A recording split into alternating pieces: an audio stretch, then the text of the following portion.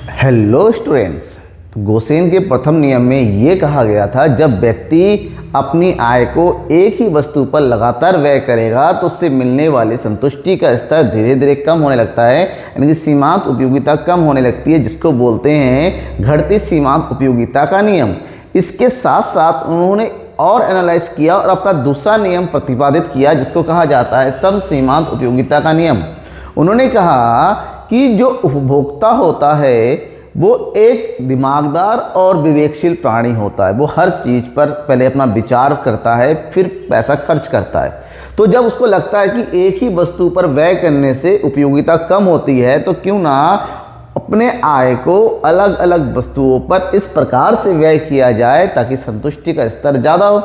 मतलब मेरे खर्चे हैं, मैं एक जगह क्यों खर्च करूं, मैं अलग अलग जगह खर्च करूंगा, अलग अलग वस्तुओं पर खर्च करूंगा। ऐसे उससे जो मुझे इंटरेस्ट मिलेगा, उससे जो मुझे फ़ायदा मिलेगा वो और ज़्यादा होगा। तो उन्होंने कहा कि जब एक समान संतुष्टि अलग अलग वस्तुओं से उपभोग करके मिलती है तो उपभोक्ता उस समय संतुलन की अवस्था में हो जाता है, और इसी विचार के साथ उन्होंने सम सीमांत उपयोगिता के नियम को प्रतिपादित किया। तो आज हम इसी नियम के बारे में डिटेल से पढ़ेंगे, और एक्चुअली में सम सीमांत उपयोगिता का नियम उपभोक्ता के संतुलन स्तर की बात करते हैं। इसका मतलब होता है यहाँ पर ये नियम उपभोक्ता के संतुलन किस प्रकार से होता है, चाहे एक वस्तु का उपभोग करे या फिर एक से ज़्यादा वस्तु का उपभोग करे। तो आज की इस क्लास में आपको सम सीमांत उपयोगिता का नियम क्या होता है, साथ ही साथ जब एक वस्तु का उपभोग होता है लगातार तो उस स्थिति में एक उपभोक्ता संतुलन की स्थिति में कब आता है, इन चीज़ दो टॉपिक के ऊपर हम डिटेल से बात करेंगे। रही दो वस्तुओं को उपभोग करें में, इसके बारे में मैं नेक्स्ट वीडियो में आपको बताऊंगा। तो सबसे पहले सम सीमांत उपयोगिता का नियम उपभोक्ता के संतुलन को स्पष्ट करता है कि एक उपभोक्ता किस समय संतुलित होता है, जब एक वस्तु को उपभोग करे या दो वस्तु को उपभोग करे। और यह नियम प्रतिपादित किया प्रोफेसर गोसेन ने, जो कि ऑस्ट्रिया के एक शास्त्री थे, और इसलिए इसको गोसेन का दूसरा नियम कहा जाता है। गोसेन का प्रथम नियम तो ऑलरेडी आपने पढ़े लिया है, ह्रासमान सीमांत उपयोगिता का नियम या घटती सीमांत उपयोगिता का नियम उसकी जाना जाता है। तो उन्होंने क्या कहा, गोसेन ने क्या कहा इस सिद्धांत में, उन्होंने कहा इस बात के लिए डिटेल किया कि एक उपभोक्ता कभी भी लगातार केवल एक ही वस्तु पर आपको अपने आय को व्यय नहीं करेगा, अपने आय को बांटेगा। क्या करेगा, बांटेगा अलग अलग वस्तुओं पर। तो उनके अनुसार एक उपभोक्ता अधिकतम संतुष्टि प्राप्त करने के लिए अपनी आय को विभिन्न वस्तुओं पर इस प्रकार से व्यय करेगा कि प्रत्येक वस्तु, जितनी वस्तु पर वो खर्च कर रहा है, प्रत्येक वस्तु से रुचियों की अंतिम इकाई की समान सीमांत उपयोगिता की प्राप्ति होगी। मतलब अपने व्यय को अलग अलग वस्तुओं पर इस प्रकार से व्यय करेगा कि सबसे मिलने वाली संतुष्टि का स्तर होता है एक समान होना चाहिए, बराबर बराबर होनी चाहिए। फॉर एग्जाम्पल मैं बात करता हूँ, पहला केस मैंने बताया था कि आप 100 रुपये लेके मार्केट गया और 100 रुपये के किसी एक ही सामान को आपने खरीद लिया और लगातार खाने की वस्तु करते 100 रुपये का आपने लगातार गोलगप्पे खा रहे हैं, तो पॉसिबल नहीं है, एक धीरे धीरे सब खा नहीं खा पाएंगे, बेकार हो जाएगा 100 रुपये। लेकिन आपने 100 रुपये मार्केट में लेके गया, 100 रुपये से एक साथ दो चीज़ें खा रहे हैं, आपकी मनपसंद आप गोलगप्पे भी ले रहे हैं, साथ ही साथ आप उसमें से मोमोज भी खा रहे हैं। तो आपको पता है कि गोलगप्पा और मोमोज दोनों का टेस्ट अलग अलग, दोनों अलग वैरायटी है, दो से मिलने वाली की संतुष्टि भी आपके लिए अलग अलग होगा। तो फ़ायदा है ना कि 100 रुपये एक ही जगह खर्च करने की बजाय आप क्या करो, 100 रुपये को अलग अलग वस्तु जो आपके इंटरेस्ट में है उन चीज़ों पर खर्च किया जाए। तो ऐसे में संतुष्टि का जो ग्राफ होता है ना, संतुष्टि का जो स्तर होता है जिसको बोलते हैं मार्जिनल यूटिलिटी, वो भी आपका एक समान मिलने वाला है हर एक वस्तु से, क्योंकि दोनों ही वस्तु आपको संतुष्टि प्रदान करने वाली होती हैं। इसी चीज़ को प्रोफेसर मार्शल ने भी अपने शब्दों में एक्सप्लेन किया। मार्शल ने क्या कहा वो देखिए कि यदि किसी व्यक्ति के पास ऐसी वस्तु है, यदि किसी व्यक्ति के पास ऐसी वस्तु है जिससे वह विभिन्न प्रकार से प्रयोग कर सकता है, तो वह इसका अनेक प्रयोग में इस प्रकार वितरण करेगा कि सीमांत उपयोगिता प्रत्येक में समान हो। उपभोक्ता विवेकशील होता है, चाहे हम अपनी बात करते हैं, आप अपनी बात करो, आप हमेशा पैसा खर्च करने से पहले सोचोगे कि मैं पैसा कहाँ खर्च करूँ, कैसे खर्च करूँ ताकि मुझे सबसे ज़्यादा फ़ायदा हो। तो आप ऐसा तो नहीं करोगे कि एक ही वस्तु पर पैसा खर्च करोगे, नहीं। हम सोचिए मार्केट में हम सब्जी खरीदने जाते हैं तो केवल आलू खरीद के नहीं आते हैं, अगर हमें आलू खरीदना है तो आलू के बराबर का पैसा लेके जाएंगे, लेकिन हम मार्केट में जाते हैं सब्जी खरीदने तो हम सोचते हैं चलो कुछ कुछ सब्जियां थोड़ी थोड़ी, आलू भी खरीद लें, प्याज भी खरीद ले, टमाटर भी ले ले, एक दो हरी सब्जियां भी ले ले, ठीक है। तो ऐसे में संतुलन बना रहता है खाने पीने में भी। इसी प्रकार से हर एक चीज़ में हम ये ध्यान में रखते हैं कि अपनी आय को अलग अलग तरीके से अलग अलग वस्तुओं पर खर्च किया जाए, ताकि जो हमारे जो इंटरेस्ट है, जो संतुलन है, जो तुष्टिगुण है, जो उपयोगिता है वो एक समान बना रहे और जो सीमांत उपयोगिता है वो सब में बराबर बराबर निकल के आए। यही सम सीमांत उपयोगिता का नियम है और इसी को आपको बताना है। अब इसके बाद आता है उपभोक्ता का संतुलन। कैसे? उपभोक्ता का संतुलन एक ऐसा बिंदु होता है जहां पर किसी वस्तु पर वो जितना व्यय करता है, अगर उससे अधिक संतुष्टि उससे मिलती है, मिलने वाली उपयोगिता उससे ज़्यादा हो जाती है, यूं कहें कि उपभोक्ता संतुलन में है। लेकिन इस चीज़ को हम एक्चुअली में साबित कैसे करेंगे, उस चीज़ को ध्यान में रखना पड़ेगा। तो इसके पीछे भी थ्योरी है। थ्योरी ये है कि अगर हम केवल और केवल एक वस्तु को प्रयोग कर रहे हैं, एक वस्तु, क्योंकि संतुलन जब एक वस्तु को उपभोग किया जाए तब भी होता है, संतुलन जब एक से अधिक वस्तु का प्रयोग होता है तब भी होता है। एक से अधिक वस्तु का केस मैं अलग से वीडियो बनाऊंगा, वो थोड़ा लंबा है, डिटेल से समझना पड़ेगा, कुछ कैलकुलेशंस हैं डायग्राम में, वो मैं आपको अच्छे से समझाऊंगा। यहाँ पर केवल एक वस्तु के केस में समझेंगे तो कंफ्यूज नहीं होना है। हम बात कर रहे हैं कि एक उपभोक्ता एक बार में जब एक ही वस्तु का लगातार यूज़ कर रहा है तो क्या होगा, तो उपभोक्ता किस लेवल तक उस वस्तु का प्रयोग करेगा।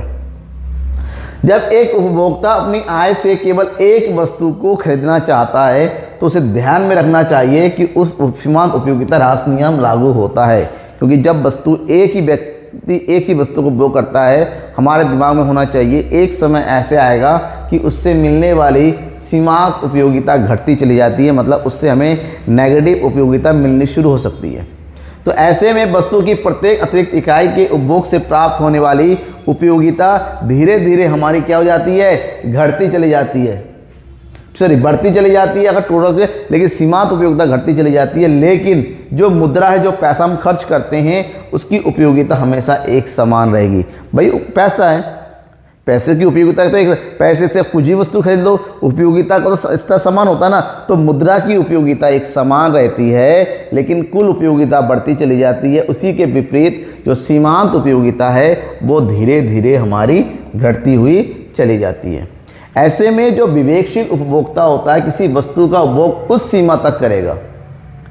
जो दिमागदार है, जो विवेकशील है, क्योंकि कुछ लोग ऐसे बिना सोचे समझे वस्तु का प्रयोग करते हैं, नहीं, हम बात करते हैं एक अच्छे समझदार और विवेकशील उपभोक्ता की। तो जब उपभोक्ता विवेकशील होता है, समझदार होता है, तो अपनी वस्तु का उपभोग उस सीमा तक करेगा जब उस वस्तु की अंतिम इकाई से प्राप्त सीमांत उपयोगिता उस वस्तु की कीमत के रूप में दी जाने वाली मुद्रा की उपयोगिता के बराबर हो जाए। जब हमें लगता है चलो हमने पहला गोलगप्पा खाया, दूसरा खाया, तीसरा खाया, चौथा खाया, पांचवा खाया, अब कहा कि पांचवा गोलगप्पे की जो उपयोगिता है अब जो मुद्रा की उपयोगिता के समान हो चुकी है। अब उससे ज़्यादा अगर आप करोगे तो आपको मिलने वाली उपयोगिता मुद्रा की उपयोगिता से कम हो जाएगी। पहला गोलगप्पा खाएंगे, 1 रुपए का एक गोलगप्पा, चलो खाओ, मज़ा आ गया, हा, ठीक है। दूसरा भी खाया, मज़ा आया, तीसरा भी खाया, मज़ा आया, चौथा भी, पांचवा भी, पांचवी खाया, नहीं यार पैसा 1 रुपए का है लेकिन अब टेस्ट उतना नहीं यार। इसका मतलब आपको उस समय पर रुक जाना चाहिए, क्योंकि अब आपकी जो यूजेस करने की उपयोगिता है और पैसे की उपयोगिता वो बराबर हो चुका है। तो इस प्रकार अपने व्यय का समायोजन करने के लिए उपभोक्ता अधिकतम संतुष्टि प्राप्त हो जाती है। किस लेवल तक, जब उसकी मुद्रा की उपयोगिता, मनी की उपयोगिता, ठीक है, मनी की उपयोगिता और वस्तु की उपयोगिता जब दोनों बराबर हो जाए तो उस समय हम कहेंगे कि वो संतुलन की अवस्था में पहुंच चुका है। तो इसको डिफाइन करेंगे इस तरीके से कि उपभोक्ता का संतुलन का मतलब होता है वस्तु X की सीमांत उपयोगिता, जिस वस्तु का वो प्रयोग कर रहा है, और जो वो पैसा खर्च कर रहा है वस्तु X की मुद्रा की कीमत की उपयोगिता, वस्तु X के लिए जो पैसे खर्च कर रहा है उसकी उपयोगिता, जब वो दोनों बराबर हो जाए, दैट इज MUX वस्तु X की सीमांत उपयोगिता, PX वस्तु X की कीमत की उपयोगिता, जब ये दोनों आपस में बराबर हो जाए तो उसी बिंदु को हम कहेंगे कि उपभोक्ता क्या है, संतुलन की अवस्था है। संतुलन की स्थिति में आ गया है। अब उसका पैसा और उपयोगिता दोनों एक समान हो चुका है, उसके आगे उसको उस वस्तु का प्रयोग नहीं करना चाहिए। अब बात आती है कि सर यहाँ पर मुद्रा की सीमांत उपयोगिता क्या मतलब है? पैसे की सीमांत उपयोगिता भी होती है, बिल्कुल। यदि हम एक वस्तु की यूटिल के रूप में सीमांत उपयोगिता की रुपए की सीमांत उपयोगिता से विभाजित कर दे तो हम एक वस्तु की मुद्रा के रूप में सीमांत उपयोगिता ज्ञात कर सकते हैं। हम जो वस्तु का प्रयोग कर रहे हैं, जिस वस्तु का प्रयोग कर रहे हैं, उस वस्तु की उपयोगिता के कंपैरिजन में हम जो पैसे खर्च करने के लिए तैयार है, उसी आधार पर पैसे की सीमांत उपयोगिता ज्ञात की जाती है। तो पैसे की सीमांत उपयोगिता बराबर होता है किसी वस्तु के रूप में कितनी मिलती है और उस वस्तु की उस रुपए की सीमांत उपयोगिता कितनी होती है, उन दोनों को आपस में डिवाइड कर दिया जाता है, भाग कर दिया जाता है। तो वस्तु की सीमांत उपयोगिता बट्टे रुपए की सीमांत उपयोगिता भाग करके जो भी आएगा उस वस्तु की रुपए की सीमांत उपयोगिता समान हो जाएगी और उस प्रकार से हम आसानी से संतुलन स्तर ज्ञात कर सकते हैं। देखिए यहाँ पर यह है वस्तु की इकाइयाँ जो हम लगातार यूज़ करते चले जा रहे हैं, और ये वस्तु से प्राप्त होने वाली सीमांत उपयोगिता, और यह है मुद्रा की सीमांत उपयोगिता पैसे से, ठीक है। और इन दोनों के बीच का डिफरेंस यहाँ पर है। बस जब पैसा की, मैंने क्या कहा, जो पैसे की जो सीमांत उपयोगिता होती है एक समान होती है हर एक स्तर पर, तो एक समान ऐसा आ जाएगा जो वस्तु की सीमांत उपयोगिता और पैसे की सीमांत उपयोगिता आपस में क्या होती है, बराबर हो जाती है, और दोनों का क्या हो जाता है, जीरो हो जाता है। उस बिंदु को हम कहेंगे यही वो बिंदु है जो उपभोक्ता संतुलन, क्योंकि उसके आगे अगर वो तब भी पैसा खर्च कर रहा है, इसका मतलब होता है उसको नेगेटिव उपयोगिता के प्राप्त हुई है, पैसे के बदले में उसका उतना ज़्यादा फायदा नहीं पहुँच रहा है। इसको आप शो कर दो डायग्राम में, डायग्राम बनाएंगे तो ये हो जाएगा आपका PX यानी कि पैसे की सीमांत उपयोगिता, और वस्तु से प्राप्त होने वाली सीमांत उपयोगिता हमारी धीरे धीरे ऊपर से नीचे की ओर गिरती हुई चली जाती है, लाइक इस तरह से,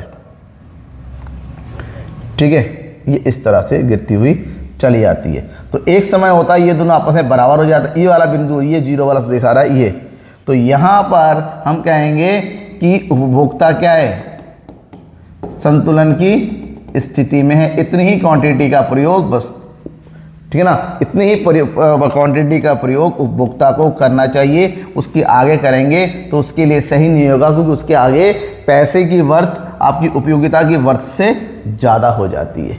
तो यही है संतुलन का स्तर, इसी स्तर को समझना जरूरी होता है। कि आपको समझ में आया? क्या टॉपिक में कोई पॉइंट ऐसा तो नहीं है कहीं दिमाग में फंस गया है कि सर ने बोला मुझे समझ में कुछ नहीं आ रहा है कि क्या हो गया मुद्रा की? अगर किसी भी तरह का डाउट है, डाउट को क्लियर करने के मैं हूँ बेझिझक बेधड़क, आप जो है खटाखट कमेंट में लिख डालिए। खटाखट से कुछ याद आया? 8,500 रुपये नहीं, उसकी मैं नहीं देने वाला हूँ, ठीक है, मैं पढ़ाने वाला हूँ। समझ में नहीं आया 10 बार पूछिए, मैं हर बार बताऊँगा। तब तक के लिए थैंक यू एंड बाय।